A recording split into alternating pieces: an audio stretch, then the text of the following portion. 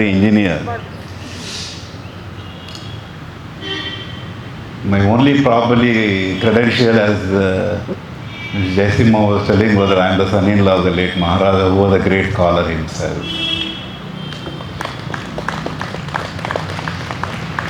But then, having come here, I have to make a honest attempt to tell what little I know. I hope that I will not be boring you with my subject, or if I have done any mistake in narrating what little I know, I ask all of you to pardon me. When we talk about yoga, I think the first thing we have to at least salute the Adi Yogi, the Shiva, who told the world what yoga is through his wife, the Shakti. Later on, when we come to the later generation, nothing can be as important as Bhagavad Gita because it is the first probably available document. Though Shiva Samhita has told us about the various aspects of yoga as propounded by Shiva himself, but that was actually written sometime in the 15th century or 14th century. Exact who wrote it, how it came out, is not really known. Bhagavad Gita, incidentally, when we are talking about Bhagavad Gita, as a Mysore royal family, we know the Mysore royal family themselves claim to be descendants of Krishna himself, Yaduvamsha, as they say. So Bhagavad Gita delineates about yoga in many aspects, at many chapters of these things. Then we come to the noblest of the sages, Patanjali, who brought serenity of mind by his work on yoga, clarity of speech by his work on grammar, and purity of body by his work on medicine. But then when we are talking about Mysore tradition, I think we should also remember to worship, pray, salute the great Shankaracharyas of the Sringeri. Among the Shankaracharyas, I don't know, most of you would have heard about Vidyaranya, who established the kingdom. His guru, Vidyatirtha, who was the 10th pontiff, who lived between 2029 to 1333, was a great yogi. So much so he is known for his yogic posture known as Lambika Yoga. I understand in the Vidyashankara temple in Sringeri is located. There is an underground cave in which Sri Vidyatirtha Mahaswami will remain eternally immersed in the Lambika Yoga Samadhi. So later on I understand even when Krishnamacharya says he learnt yoga, he says in his early years as a small boy, he learnt yoga from the Shankaracharya himself in Sringeri. So that spurred him to learn more about what he ultimately achieved. So that is a little bit of connection to Mysore. But when we talk about the yoga by itself in Mysore tradition, probably the early rulers were generally what was more popular was the popular kusti, as we call, which, like, whether it is Dasara or every day, even in front of the Dasara, beginning of the Dasara, always there used to be a ಕೆಮ್ಮಣ್ಣು ಮಟ್ಟಿನಲ್ಲಿ ಕುರ್ಸಿ ಯೋಗ ಕುಸ್ತಿ ಮಾಡೋದು ಒಂದು ಪ್ರತೀತಿ ಇತ್ತು. But that kusti is not a freestyle kusti. That itself had probably many aspects of yoga inbuilt into it because ಆ ಮಟ್ಟುಗಳು ಏನೇನು ಹೇಳ್ತಾರಲ್ಲ ಅದರಲ್ಲಿ ಇತ್ತು ಅಂತ ಅನ್ಕೋಬೇಕು. But the first time we hear about a knowledge of yoga among the rulers of the Maharaja is Chikdevaraja Wadiyar. He was one of the greatest kings who ruled the Mysore state. He ruled from Srirangpatna then as the capital. He was a great scholar himself. And for Bangalorean, you should know, he was the one who purchased Bangalore city for 3 lakh of varahas in those days.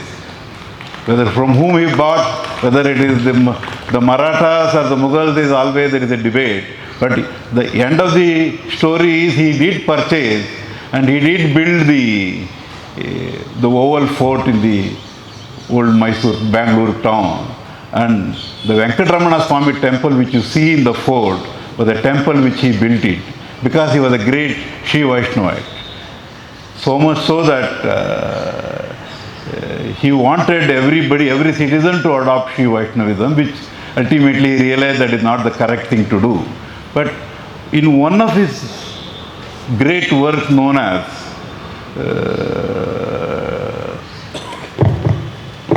Chikkadevaraja Binnapa, it is actually Binnapa means his petitions to the god, that is the Melkote, Yadu, because the Yadu kings considered the king of the deity at Melkote as their own personal deity.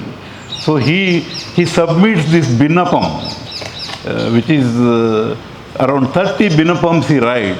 In one of them he talks about, in the 25th Binnapam he says, knowledge of philosophy of the Supreme Being is however absolutely necessary for the attainment of salvation, that is moksha.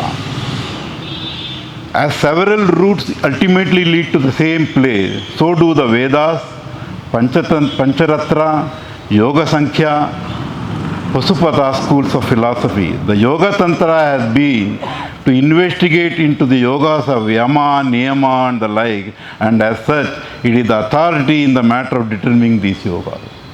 When you hear that this Binnapa is written in Kannada, which is of course, most of the Kannadigas will not be able to understand though it is written in Kannada, because those Kannadas are of a different class altogether.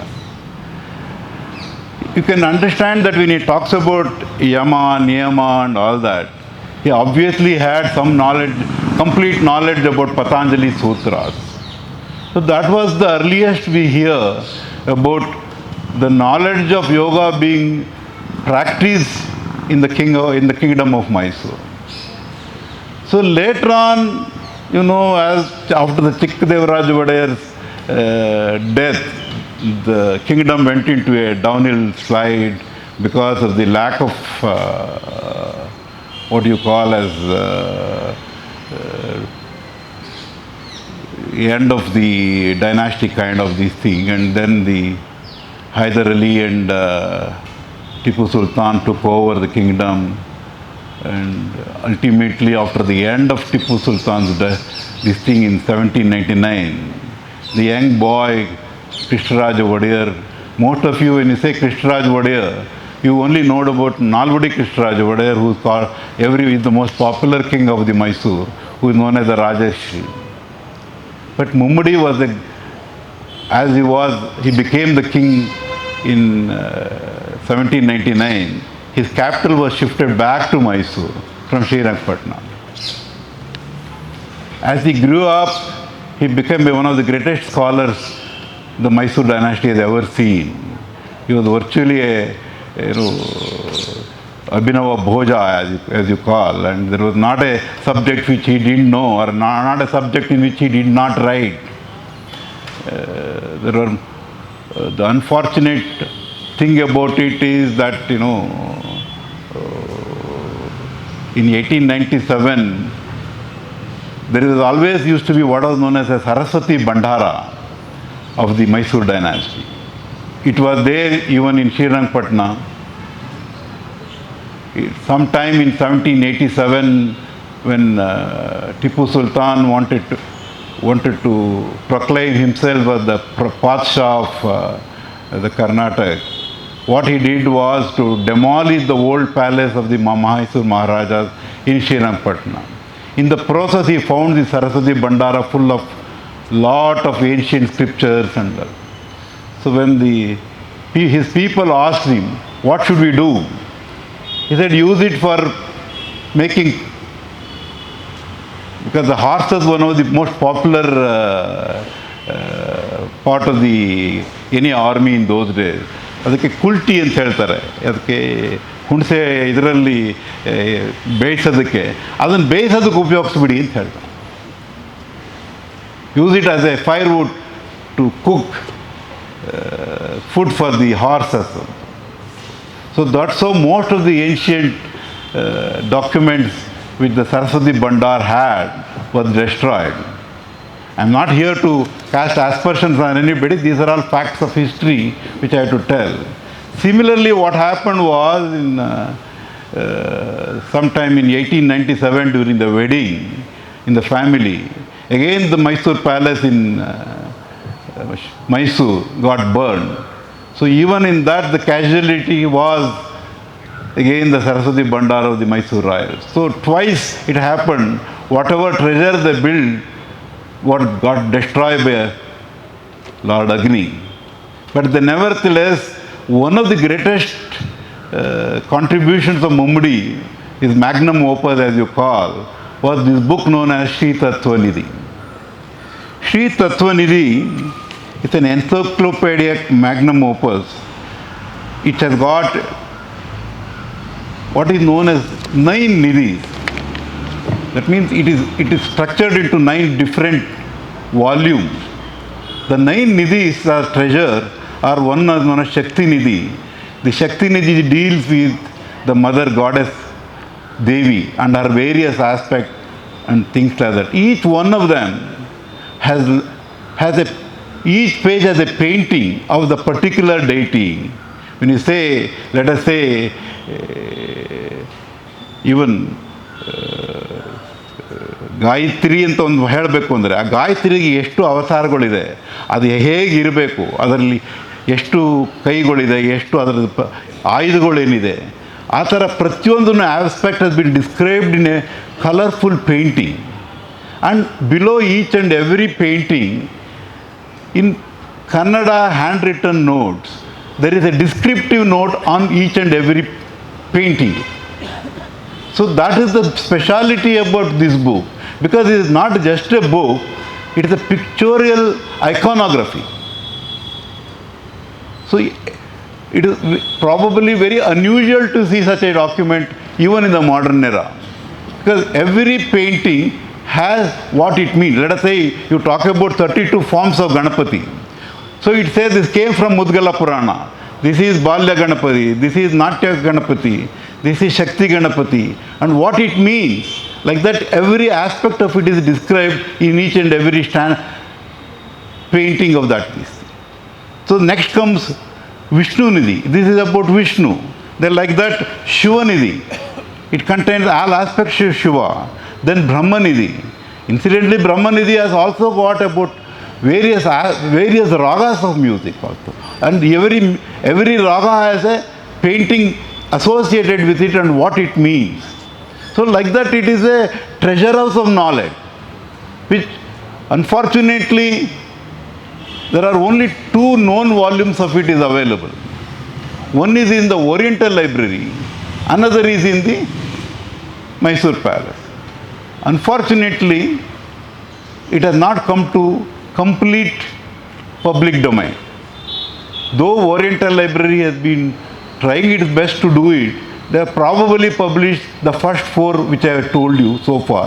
The remaining has not come into the public domain. Recently when Mr. Rajesh came to meet me, I thought for this session I should make an attempt to go and get at least an extract of the yoga which is available in this thing, and probably make an exhibition of it and propound it here. But because of this shortage of time, I couldn't do it. But still I was able to convince the head of the Oriental, the University Vice Chancellor, and also the head of the Oriental Research University to make it available to me, and they have gladly agreed to make it show it to me. So in the course of probably by next year we will be able to bring out a compendium of the yogas, at least of these things. The remaining are Grahana Nidhi, Vaishnava Nidhi, Shaiva Nidhi, Agama Nidhi, and then the last one is known as Kautuka Nidhi. The Kautuka Nidhi is an amazing thing about what he himself did. He created umpteen number of games, including chess games, the night tours as you call. And there are so many other books of him. Unfortunately, all of them have been spirited away out of India. His many books, sometime you find in Christie or any other auction if you find them. And nobody, whoever has owned it, unfortunately has not analyzed it and brought it to public domain. We only have some selected few pictures of that, his games which he has invented. But part of it is the yoga. This has got around 122 yogas being named. It is not just named. When you talk about either Shiva Samhita or Hatha Pradipta or even Gherunda Samhita, you only know about the names. You don't know have much of a, how it is practiced or what are the different, how it is, what is the posture, and all that is not known. It is what people have over the years have learned to decipher from them. Whereas this is a book, the first of its kind, has got line sketches of each and every yoga pose. And probably no other record of such a pictorial depiction of yoga exists anywhere other than the modern time. The 122 postures are there because this probably was written sometime in the 1840s. At that time, available knowledge was only about the three treatises which I have named, like, as I said, Shiva Samhita or Gherunda Samhita or Hatha Pradipta. None of them had as many asanas as well. How did he get it? Itself is a mystery. So what is the source of his knowledge is still a mystery. I hope that probably when I try to get full extract of that book, something might come to light.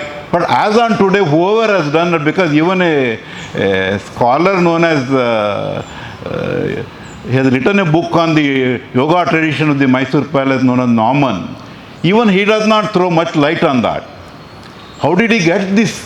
Because available books or scriptures never had 122 of them. Because maximum was probably 84 in Shiva Samhita. Or Gherunda Samhita might have had some 24 or something like that. And most of them ultimately only describe 4 or 5 of them. But here is a book which has got as many as 122 of them. It is this. So to that extent, to the modern, whatever yoga, Mysore has become a yoga capital, or we are knowing about all these things, I think we should recognize the contribution of Mummadi Krishnaraj Wadiyar in this regard.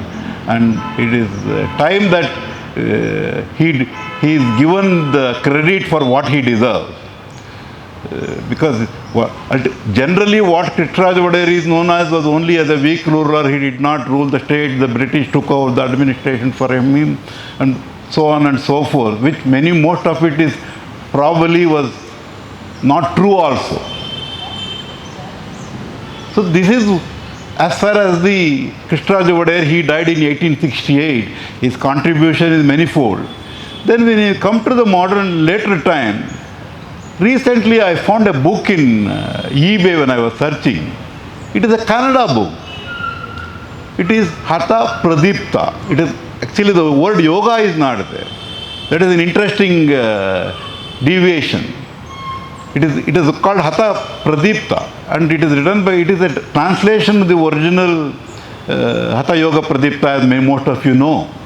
And it was printed by the government press at Bangalore in 1886.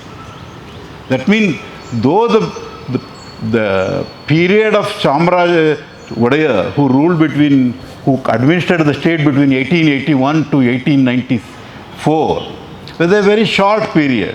For most of you, who is Chamaraja Wadiyar? A brief entity is okay. Most of you would have gone to Lal Bagh. So the Lal Bagh, what it is today, and even most of you probably have seen a equestrian statue there. He is the Chamaraja Wadiyar. Even the glass house was built by him. And incidentally, whether it is Bangalore Palace or other things, and even the zoo in Mysore, or all, and ultimately when you are talking about democracy, the House of Representative Assembly was started by him in 1881. Though, and incidentally, he is the one who sang